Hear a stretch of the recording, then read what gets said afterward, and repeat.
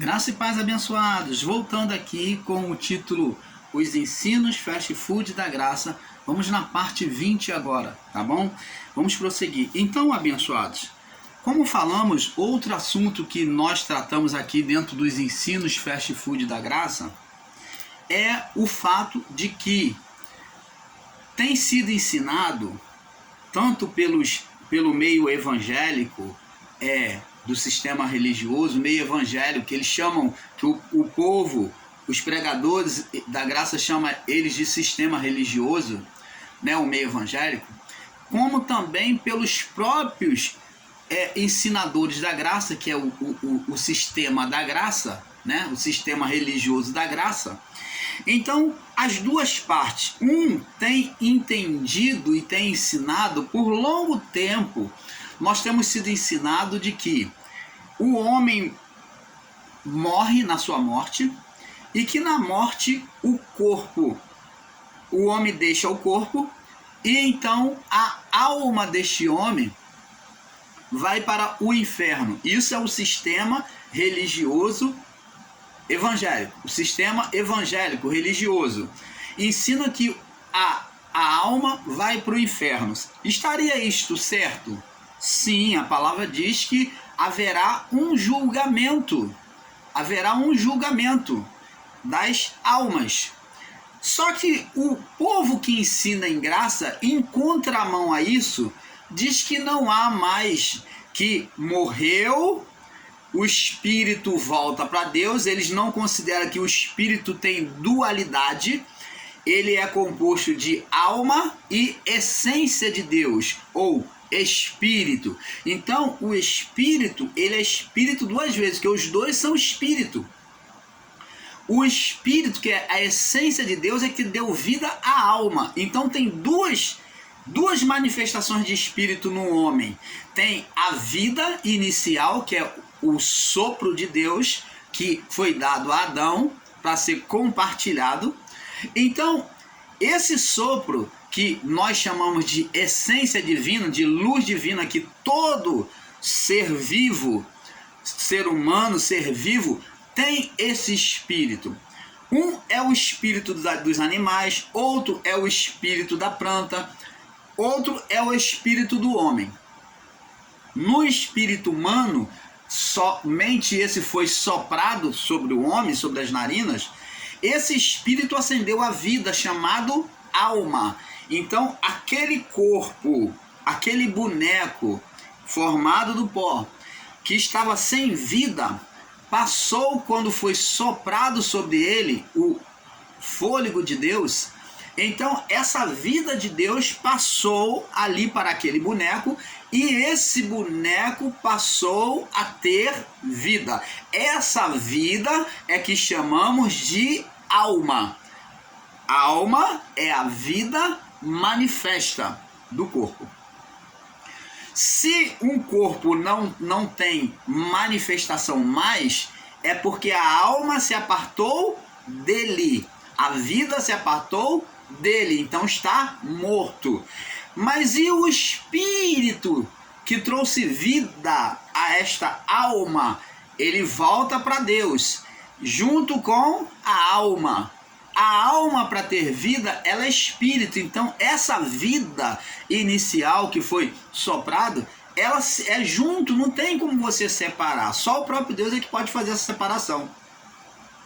Essa alma, ela passou a ter vida aqui, que é o fôlego de Deus ativo no homem, trazendo vida.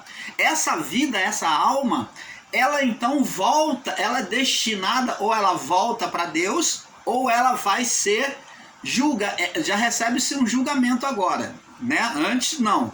Mas após os anos 70, agora as almas dos que morrem já têm um destino, ou vai para Deus, ou vai para a direita, como Jesus diz: direis aos que estão à direita, vinde bendito do meu Pai, direis estão à esquerda, lançai eles no fogo eterno.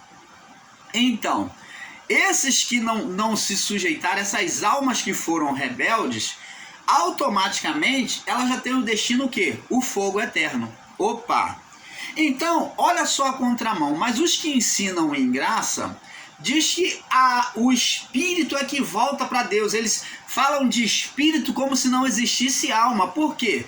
Porque eles têm um entendimento de dicotomia. Os que entendem com dicotomia, que vê o homem só apenas com corpo e espírito,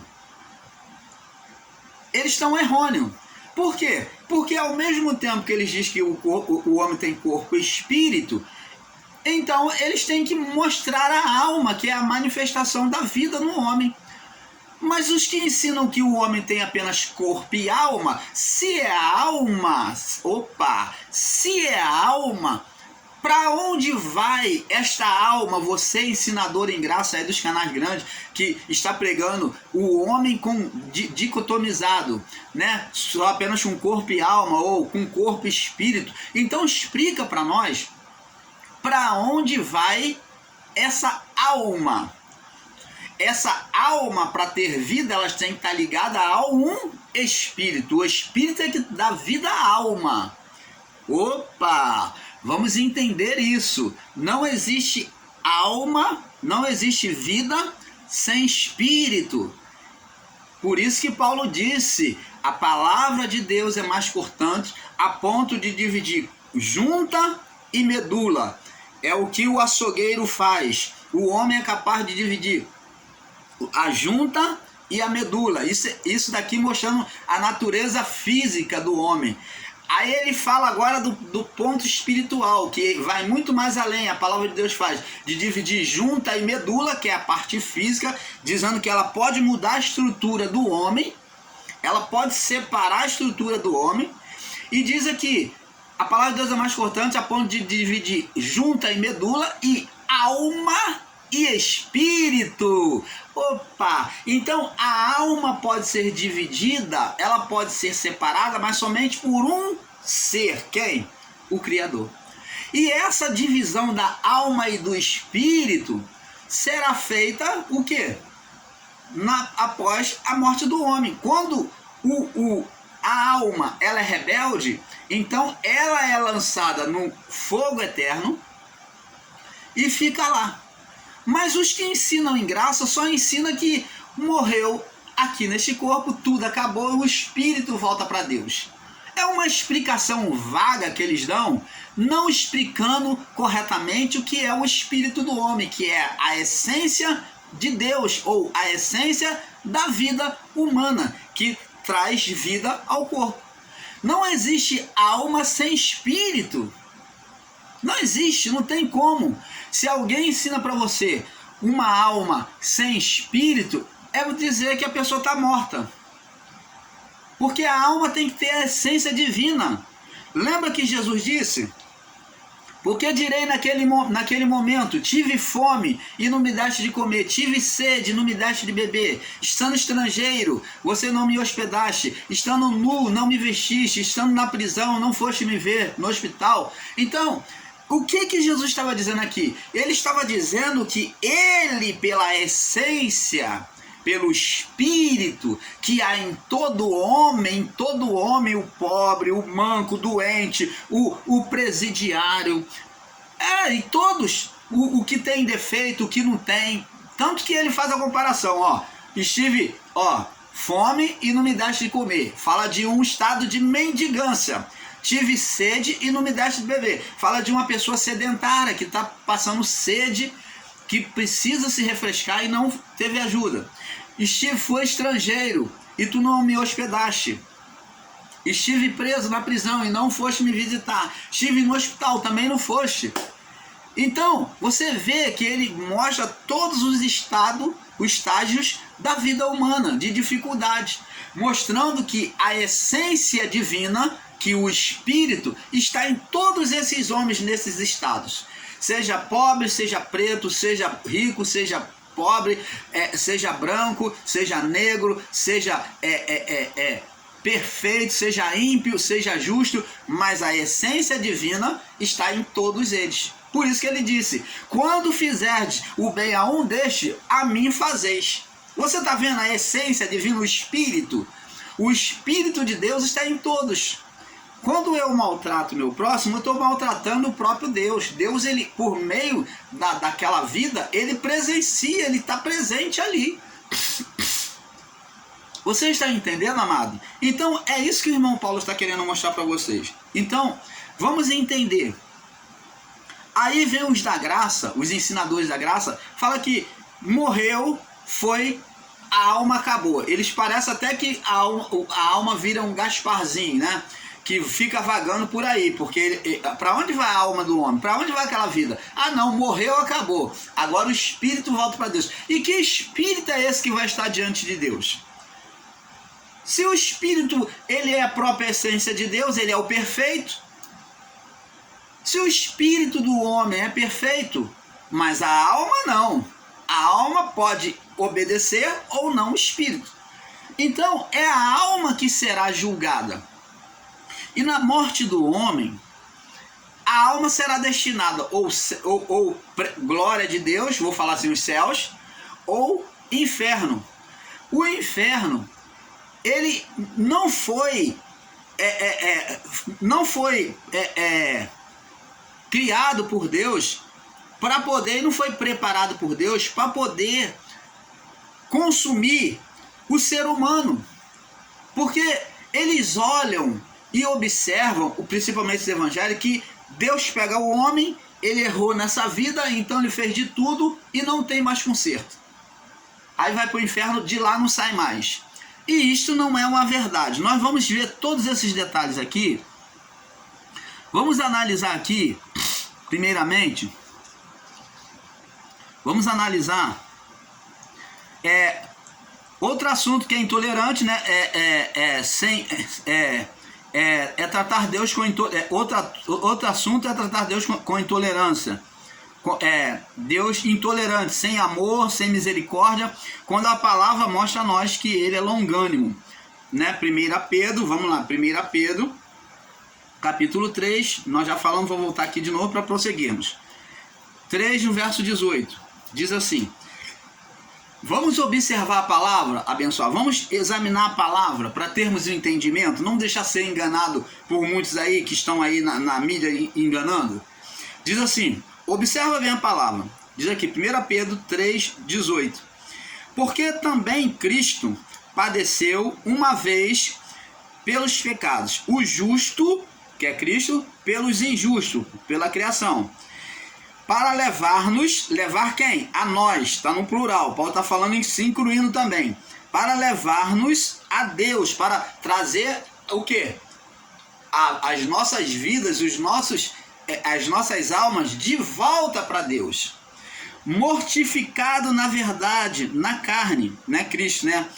Mortificado na verdade na carne, mas vivificado pelo Espírito, no qual também foi e pregou aos espíritos em prisão, falando de Cristo, que na sua morte ele foi e pregou aos espíritos que estavam em prisão. Estavam em que prisão?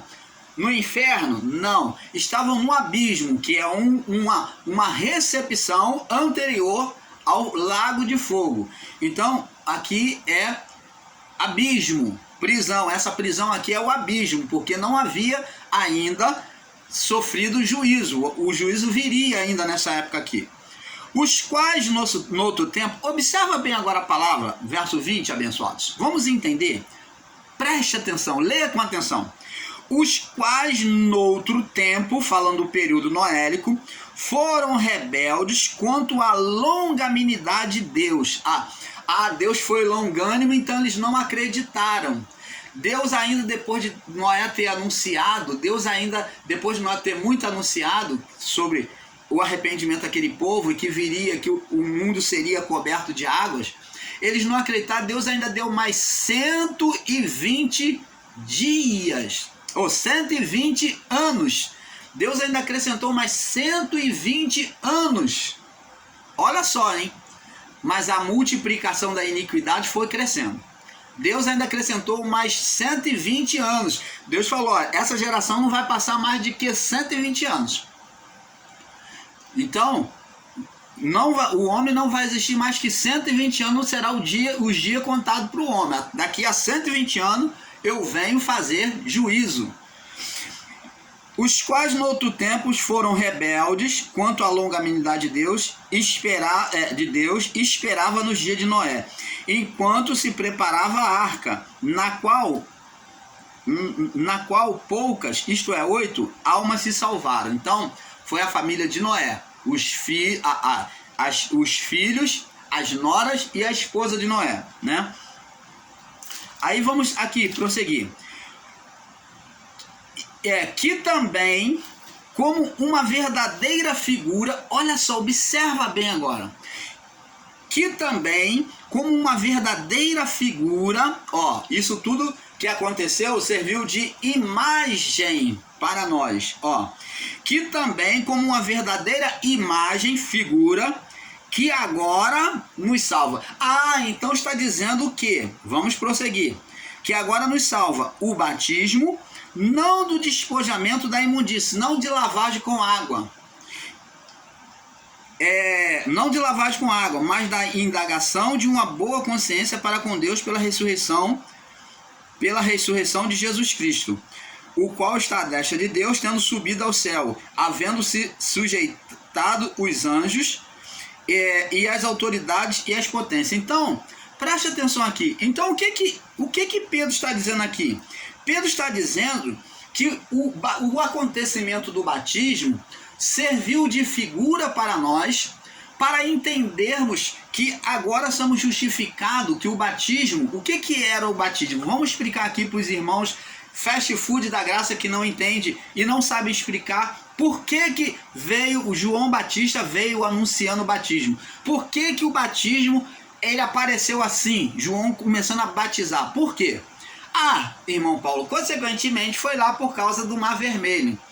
Até tem um pouco a ver, mas o fundamento do batismo está descrito aqui no verso 21, que nós lemos. O batismo, a instituição do batismo foi trazida a nós como imagem pela figura do que aconteceu no período noélico, dizendo que diante da perversidade, diante da iniquidade, haveria um juízo. Então, batismo nas águas foi trazido por meio de João Batista para trazer o quê? A consciência do juízo de Deus. Quando falarmos de batismo, você sempre lembra, batismo está ligado a juízo. Então, toda vez que fala em batismo nas águas, passar por baixo das águas, ser mergulhado nas águas, está trazendo ao homem, a nós, a consciência do juízo de Deus. Por isso é que aquele povo, ele estava sendo anunciado para eles o quê? Que haveria um juízo para aqueles que não entrassem na arca. Depois do acontecimento noélico, né, da inundação, que foi o juízo de Deus, agora o povo vem passar pelo Mar Vermelho, batizado, passou por entre as águas, anunciando o juízo para quem? Para o povo de Israel? Não. O juízo para aqueles que fossem inimigos de Deus, opositores do propósito de Deus. O povo que estava no propósito passou. Se o povo estivesse em rebelião, os que ficassem em rebelião não iriam passar. Mas o povo ouviu a voz e obedeceu e confiou em Deus e passou. Mas o faraó e o seu exército eram inimigos do povo israelita, logo se tornou inimigos do próprio Deus. Eles eram inimigos do propósito de Deus. Então, o que aconteceu? Juízo sobre eles. Morreram afogados no mar. Então, toda vez que falarmos em batismo, lembra que quando uma pessoa era levada ao batismo, como se faz hoje em algumas igrejas evangélicas, está mostrando para a pessoa que haverá um juízo. Agora, preste atenção. Olha, vamos observar, analisar o verso 21 com detalhe. O qual também, como uma verdadeira figura ou imagem, agora vos salva. Então agora ele mostrou essa imagem pelo batismo, mostrando o juízo, e tanto o juízo como a salvação. A salvação para a família de Noé e a punição, que é o juízo, para os rebeldes, os que não obedeceram. Então, isso é juízo. Juízo é benefício para quem obedece e castigo para quem desobedece. Então, vê que foi uma imagem. Não do e agora vos salva. O batismo, vê que as águas foram o batismo, uma forma de batismo. Não do despojamento da imundícia da carne. Então, o batismo de Cristo agora não tem mais nada a ver com lavagem nas águas mais, com imersão na água. Não, o batismo agora é de uma boa consciência, não da indagação, não da imundícia da carne, mas da indagação, né, de quem agora tem uma boa consciência para com Deus pela ressurreição de Jesus Cristo. Você está vendo? O batismo agora ele é feito pela consciência, pela aceitação e obediência à palavra. Não tem mais necessidade de batizar nas águas. Irmão Paulo, mas então o batismo, quem se batiza está se amaldiçoando, está trazendo maldição da lei, como ensinam aí? Não. O batismo não faz mal e nem vai fazer bem. Ele não tem mais efeito nenhum. O batismo nas águas não tem mais efeito nenhum. Se alguém ensina que ele é maldição da lei agora na sua vida, essa pessoa está sendo literal, está totalmente equivocada e errada nos seus ensinos.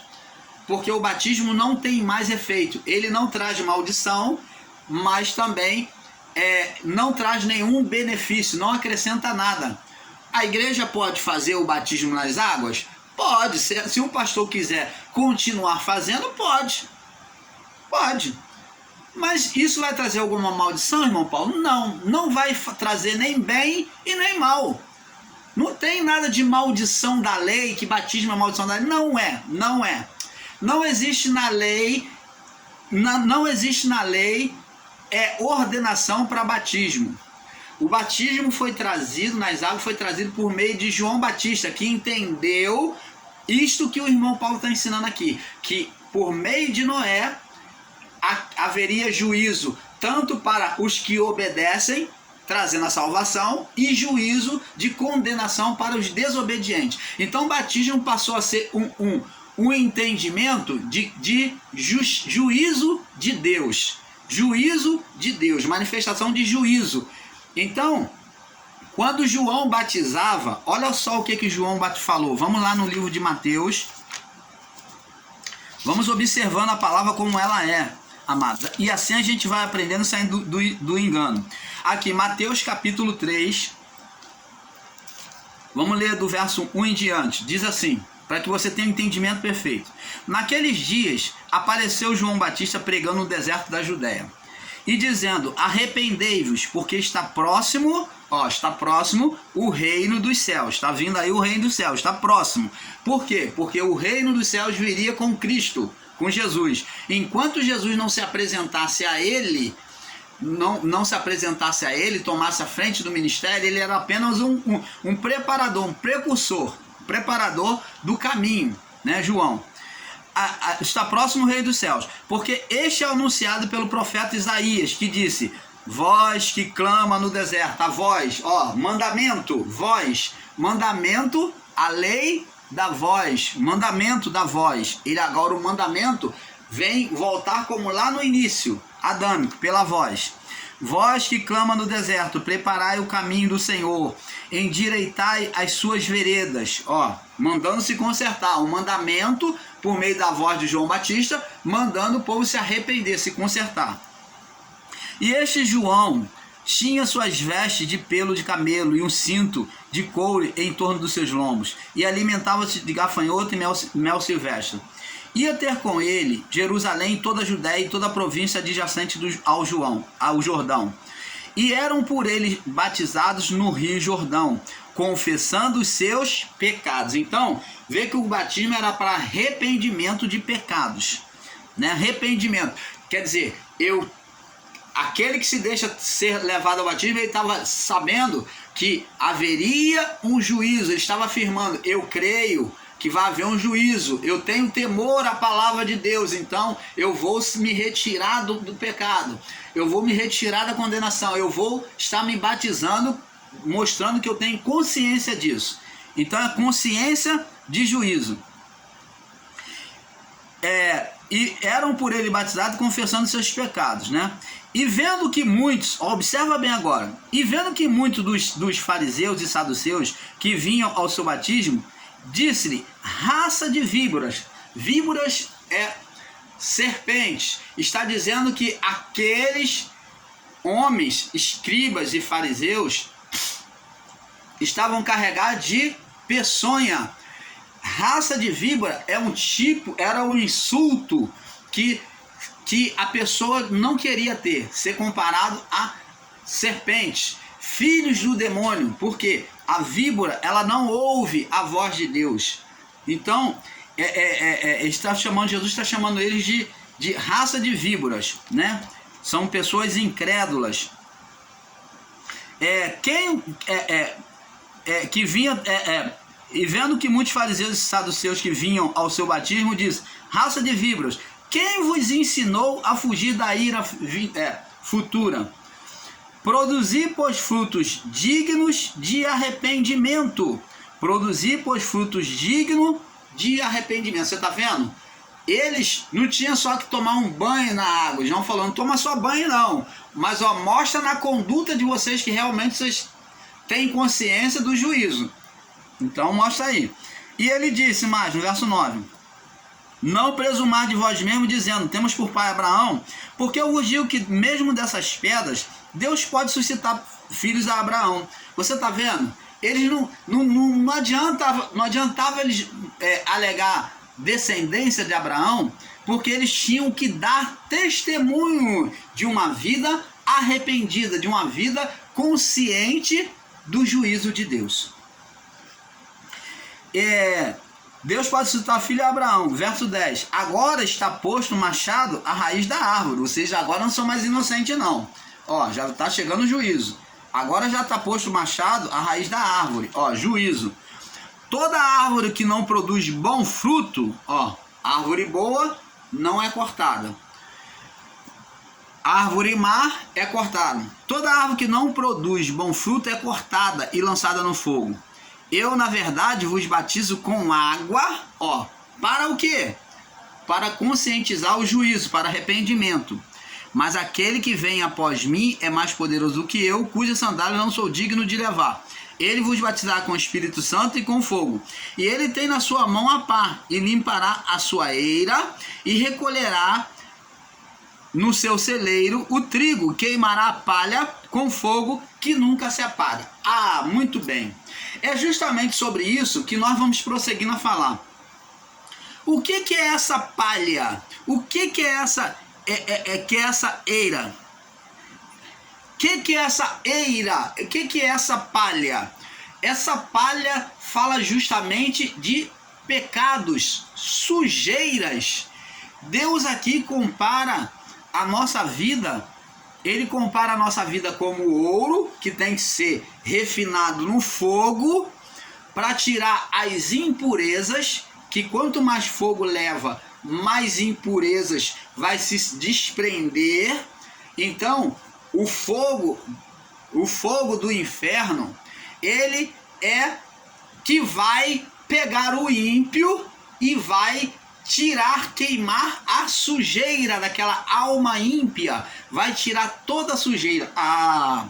Mas como é que pode isso, irmão Paulo? Você falando de inferno, que inferno existe, é isso mesmo, porque Pedro falou aqui, olha só, 1 Pedro 3,19, nós lemos, o qual no outro tempo foi e pregou aos espíritos em prisão, o qual também foi e pregou os espíritos em prisão, o qual no outro tempo foram rebeldes contra a longanimidade de Deus. Agora eu pergunto a você, meu amado, minha amada, que participa conosco, que está me assistindo aqui, Você consideraria Deus um pai maldoso? Você consideraria que Deus perde almas para Satanás ou para o diabo? Porque o sistema religioso, eles ensinam que a pessoa que peca vai para o inferno, que de fato é verdade, que vive na prática do pecado, na sua morte vai ser sentenciada ao inferno quando ela é escrava do pecado, e então lá de lá ela nunca mais sai. Esse ensino seria correto dizer que a pessoa vai para o fogo e esse Deus pega essa pessoa, ele se demonstra malvado, Deus ele pede para perdoar 70 vezes 7, ele fala para Pedro que eles devem te perdoar, fala para os discípulos que eles devem perdoar 70 vezes 7, ele fala, eu não vos digo que deve perdoar 7, mas 70 vezes 7, mas esse Deus não é capaz de perdoar o homem pelos pecados que ele cometeu na sua vida.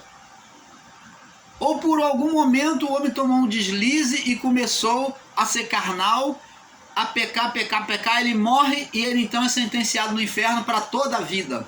Que negócio é esse? Que Deus é esse que ele diz para perdoar 70 vezes 7 e ele não perdoa? O homem vai ser destinado ao fogo do inferno para sempre. Esse ensino está certo? Não. Esses são um dos ensinos fast food da graça, fast food do sistema religioso. Por quê? Porque o homem, ele é lançado sim no inferno, como era lançado e é lançado no inferno hoje. Mas o homem não permanece lá. É só para tirar as impurezas. Vê aqui que Jesus na sua morte, no povo bem antes dele, né? Séculos e séculos antes dele, Jesus quando morreu, mesmo aquele povo já sendo sentenciado pelas águas, pelo juiz das águas, Jesus foi lá e foi pregar os espíritos daquela época para se converter e tirar eles daquele estado de condenação. E agora você imagine quanto a nós, depois do sacrifício do Filho, você acha que Deus vai permanecer com almas toda a vida lá no inferno? Ora, abençoado. Então é isso que o canal Luzes da Graça faz você refletir. Você acha que Deus vai lançar uma vida, uma alma no inferno para eternidade? Para ficar a vida toda lá no inferno? Não. Este ensino é errôneo. Dizer, como ensinam os ensinadores da graça, que o ímpio ele vai sair da existência. O ímpio não vai sair da existência. Ele não vai evaporar como evapora uma fumaça, não. Não, a alma, ela vive. E como Paulo diz, que todos após esse corpo é semeado, após a morte, né, semeado na morte, e então ressuscita-se um novo corpo. Então, qual é esse novo corpo? Esse corpo transformado?